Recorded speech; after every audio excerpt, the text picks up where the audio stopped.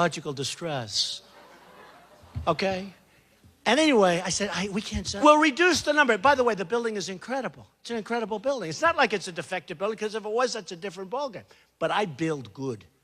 What I really know, and I'll build the greatest wall you've ever seen. I built it.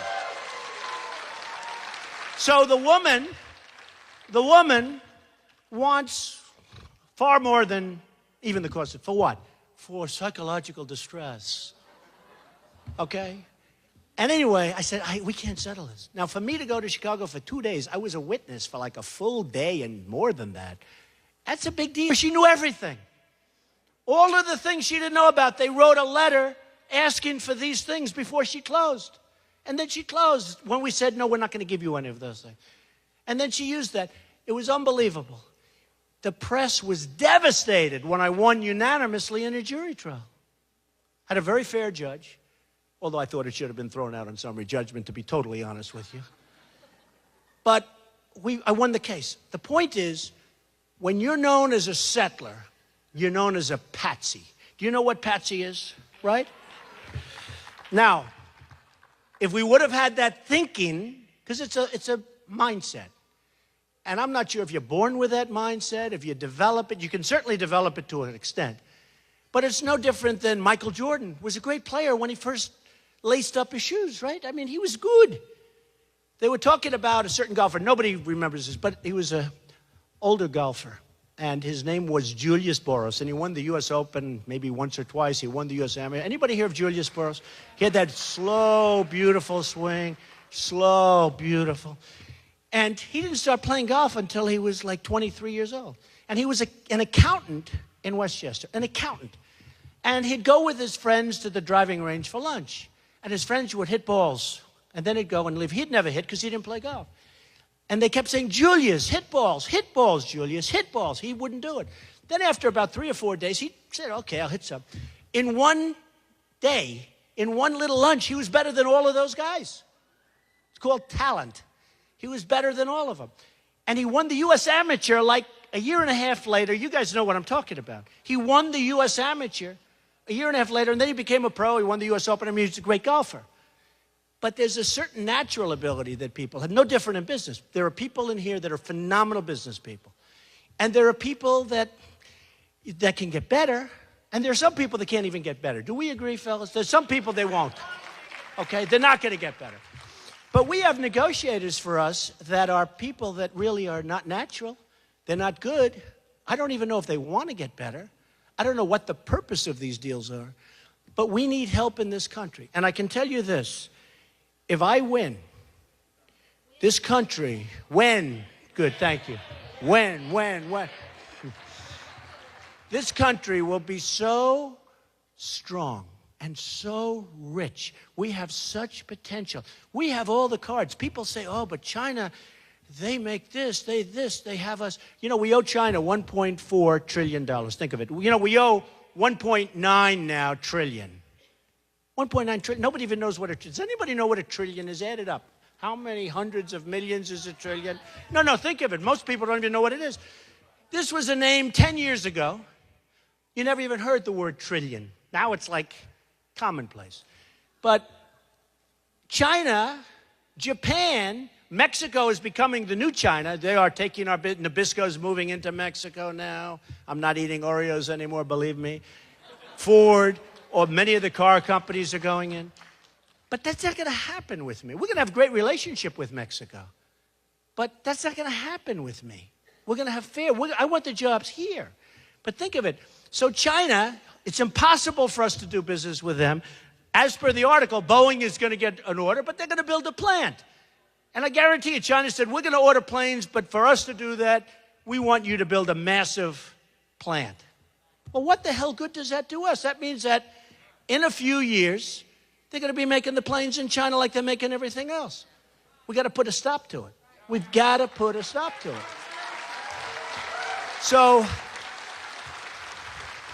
if and when, I'll say if and when. Because, you know, if I say when, you got all those cameras back there. If I say when, they're going to say, he's so arrogant. He's so arrogant. I'll tell you another funny poll. I'll tell you another funny poll story.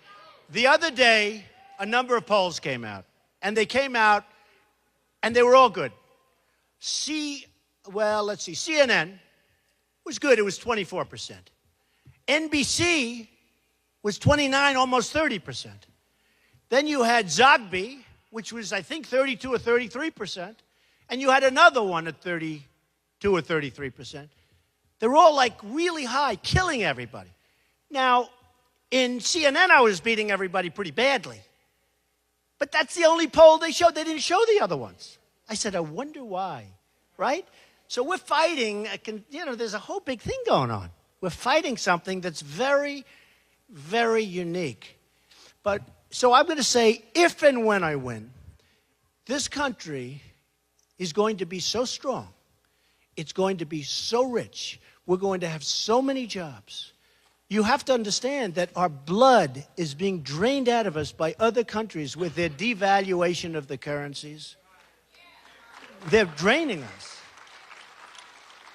You know, we make product better than China. If you look at our furniture, well, you know, from South Carolina, from North Carolina, you know the great furniture. If you look at our furniture, if you look at all of our, we do better. We do better than, it's better quality. I have a friend, he just ordered a massive amount of furniture from China. He's going crazy in a hotel. People sit in the chair and the chair breaks. It's like, they go down for the count. But they devalue their currency and they make it impossible for our companies to compete. And we can't let that happen. We can't let it happen.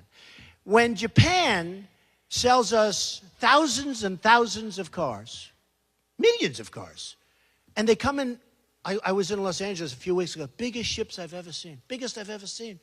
And they're floating in cars. We sell them beef. And then when the beef gets there, they don't want it. Now you tell me about beef that's sitting there back and forth for a couple of months. I don't want it. Maybe that's why they call it Kobe beef. It's aged. You know, maybe. No, it's aged beef. And they charge more money for it. But, no, think of it. We sell them beef and things like that. But it's a tiny fraction compared. And then we have a trade deficit of the kind of money that I went over. And when we have the proper negotiators, and I know the best in the world, they're all calling me. You got to give me a couple of names. I want a couple of really good African-American negotiators. Stand up. Do you want to do it a little bit? I'll take you right now. I'll take you right now. I love that. And you have some great negotiators. I know that. But I have guys call me the biggest people in business. Because, you know, nobody thought I was going to run. They said, why would he run? He's got this wonderful family, wonderful company. Why would he run? Why would he put himself through this? And I'm actually asking that question myself. But why would he do it? And nobody thought I was going to run. And they weren't even polling me. They weren't putting me in polls. And my wife said, you know, if you run, you know you're going to win. She's actually very smart. No, it's true. Because I see the way people react. But if they poll you before you announce, you're never going to get anything because, frankly, nobody believes you're going to win no matter what. Nobody believes. And it doesn't matter if you say, I'm running, I'm telling you. If they say Donald Trump is running, will you vote? They're saying he's not running. But she said, you know, if you actually announce, you're going to win. I said, all right. Now, a few people told me that. But my wife said it very strongly because she's with me and we go out and we have a lot of fun and people go sort of crazy because they want help. They want to see this country be strong and they want it run by smart people. They want it run by smart people. So I announced and immediately, in fact, some people still didn't put me in the poll. They said, well, he's just doing this to build up his brand, build up my brand. Macy's canceled me because they thought I was too tough. Macy's, they were very loyal. You know, one of my best friends was the head of Macy's. Donald, I hear we're going to have pickets in the front of Macy's. Oh, that's a horrible thing. Could I cancel your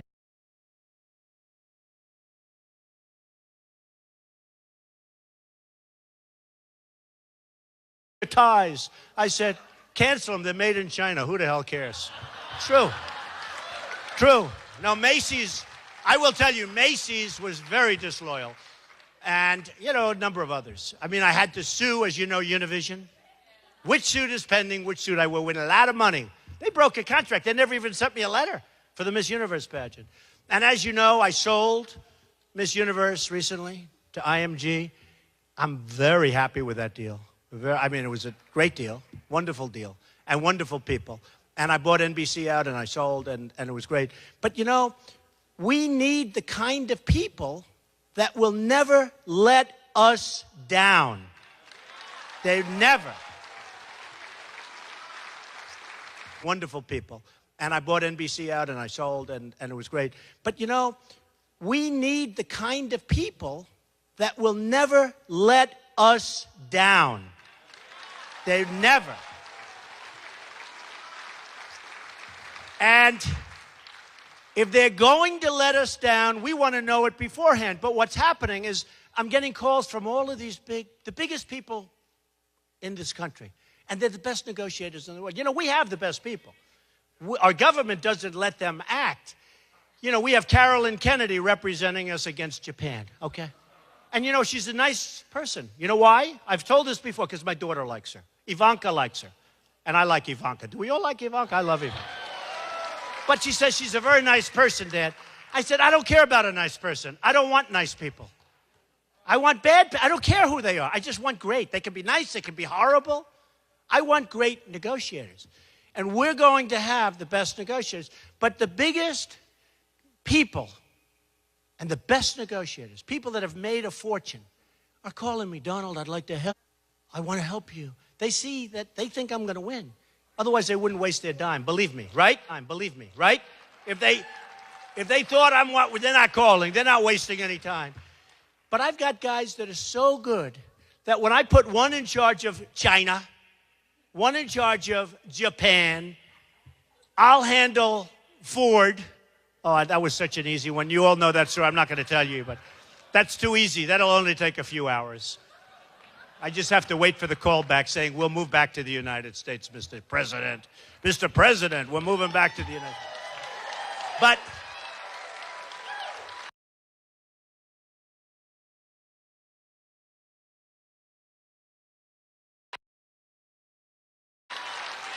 the only one I heard clapping was my son, Eric Trump. You know that? It's true. I gave these great zingers, and Jeb does this stuff, and the people clap because it's, you know, very establishment in the Reagan. Look, I think Ronald Reagan liked me a lot more than he liked a lot of people. He really did like me. But that was very establishment. So what happens is Jeb, it's not going to happen. It's not his thing. And he's a nice person. Honestly, it's not Hillary's thing. It's not Hillary. It's not Marco Rubio's thing. I mean, Marco Rubio, as an example, he's got no money, zero. Now, I think that's okay. It's fine. Maybe it's good politically to say you owe money because you overborrowed in your credit cards. Got nothing. I mean, he's got nothing. Maybe he should, like, practice. You know, he goes to the Senate, and then he wants to say, let's go, I'm going to go over here. I'm going to run against my mentor. And I'll tell you one thing. Jeb was the mentor for Marco Rubio, right? You've heard that. And everybody said, well, Marco will never run because Jeb Bush, who was the governor then, even though I'm killing him here, Jeb Bush was the governor, and Marco will never run because of respect for his mentor. And I figured the same thing because I'm a very loyal person. I wouldn't have done it ever. I think it's very disloyal. So Jeb Bush was this mentor. And I'm saying, well, he's not going to run because, and everybody's saying that. He announced he's going to run because he's overly ambitious, too young, and I have better hair than he does, right? Do we agree? Do I have better hair than he does? And there's an age gap. There's an age gap. But I say that, and this is what bothers me about politicians. So he announces he's going to run. And they go to Jeb. What do you think of Marco Rubio? He's my dear, dear friend. He's wonderful. He's a wonderful person. I'm so happy that he's running. Give me a break. That's called politicians speak. Then they go to Marco. What do you think of Jeb Bush? Oh, he's great. He's brought me along. He's won. They hate each other, but they can't say it. They hate each other. It really does bother me when I see them and I see Jeb, and maybe that's what you want, and maybe that's the kind of people that are going to get elected, to be honest. Maybe they don't want a straight talker. Maybe they don't. No, maybe they don't. But I am so tired of this politically correct crap.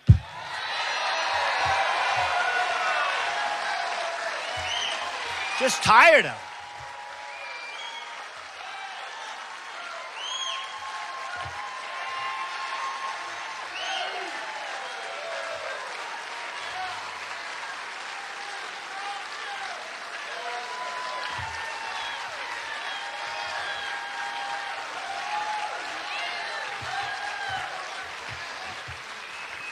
So we're going to go out. We're going to fight hard. I'm not taking money, as I said before. And I am going to win, and we're going to turn our great country around, and we are going to do something. We are going to do something that maybe has never been done before. But we're going to turn it around. We're going to make it great again. You're going to be so proud that you were in this room. And now I better get back on that plane and get the hell out of here, because I have other people from South Carolina that are waiting for me. But I appreciate it, and I really do. It was a quickie, and I love you all, and we're going to do it. And thank you to the Chamber. I appreciate it, fellas. Thank you. Thank you, everybody. Thank you.